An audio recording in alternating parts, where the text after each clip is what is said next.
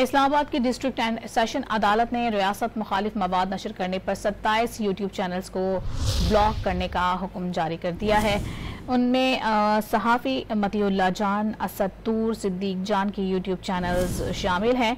FIA की दरख्वास्त पर जुडिशल मजिस्ट्रेट अब्बास शाह ने फैसला दिया है। अदालत की जानिब से 2 सफ़हात पर मुश्तमिल तहरीरी हुक्मनामा जारी किया गया है, जिसमें यूट्यूब के मुतालिका ऑफिसर इंचार्ज को इन चैनल्स को फौरी ब्लॉक करने का कहा गया है, जिसमें यूट्यूब के मुतालिका ऑफिसर इंचार्ज को यह हिदायत की गई है कि वह इन तमाम चैनल्स को फौरी तौर पर ब्लॉक करें। FIA ने 2 जून को इंक्वायरी का आगाज़ किया था और अदालत को शवाहिद पेश किए, जिस पर अदालत की जानिब से 27 यूट्यूब चैनल्स को ब्लॉक करने का हुक्मनामा जारी किया है।